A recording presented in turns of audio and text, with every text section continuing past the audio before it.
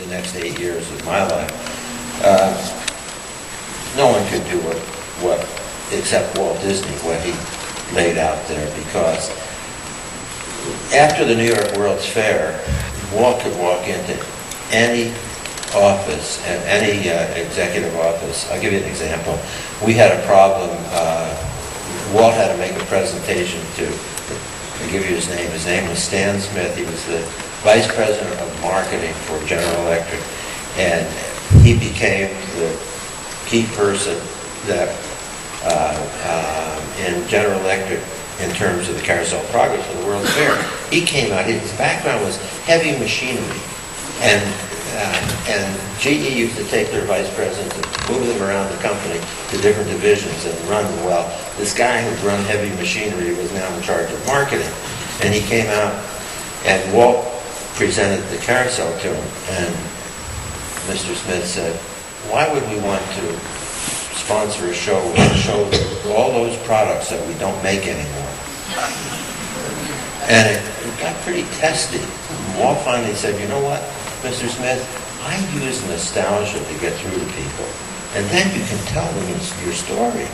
But you can't just hit them over the head with it. Well, this guy, he was heavy machinery, and he was beating on Walt. And Walt finally, and we found out later that what he'd done, he'd walked out of the meeting, gone right to the lawyer at the Imaginary and says, you get me out of this contract. Well, the following Monday, by coincidence, the chairman of General Electric had a previously scheduled visit with Walt. And he came in, and first thing Walt said was, I'm having trouble with one of your vice presidents. And the chairman said, well, what's the problem? And Walt told him that was the last of the problem. So Walt Disney had that kind of trust with the top echelons of companies, and they really wanted Walt Disney representing them. So Walt could have made that concept work. I absolutely believe it, but there's no one else in the world that could have made this concept work. And what we did was a different version of it, but we said, the thing that we kept saying is, there's no way we can tell everything that people should know about energy or food or transportation or any of that, but we can do turn-ons. We can have fun, we can entertain people, and get them to learn something about each of these subjects. And that's what we tried to do with Epcot. And it was an underlying level. That was the philosophy that Walt wanted to do. He wanted to communicate to people the optimism that he had about the future. Okay, next question. He said, now, I'm going to lie down on the floor. He got down on the floor, put his feet up in the air, and held on like this, you know. And he says, imagine if we put a capsule around me now. And then we were able to rock the capsule. Well, that was the start of Mission Space. The very start of Mission Space. So that's what I miss, is people with great ideas, knowing that Imagineering could execute them. And there's so many of them, and more. As X said, you realize the talent, and not only that, but they're coming out of school these days with all the technology base that we probably never had before 20 years ago. And so many things like the Toy Story Midway Mania. 6-7 years ago, you couldn't have done that show.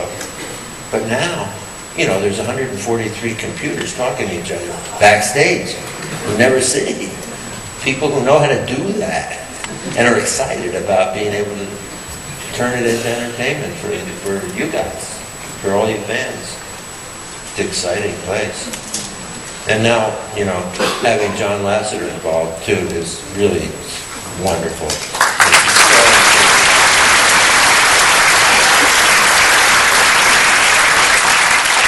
Yeah, but it's the people. I bet if any of these up here will tell you the same thing. It's the people. Another question?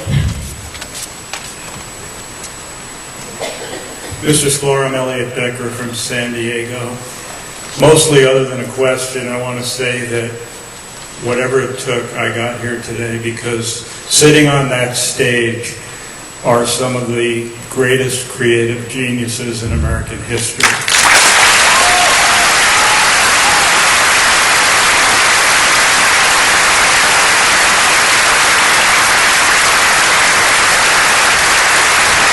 My first visit to Disneyland was in 1957.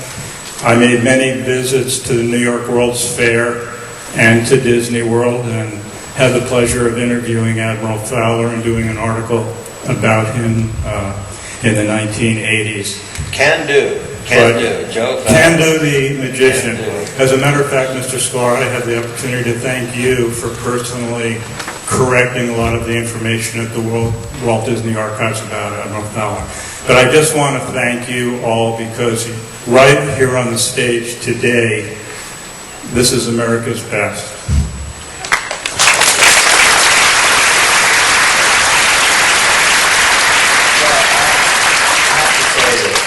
The one thing that I have to correct you about is there's not one of us up here that would say that we were geniuses. Okay? We're just people who really loved what they did and had so much support around us in other talent and our own talents.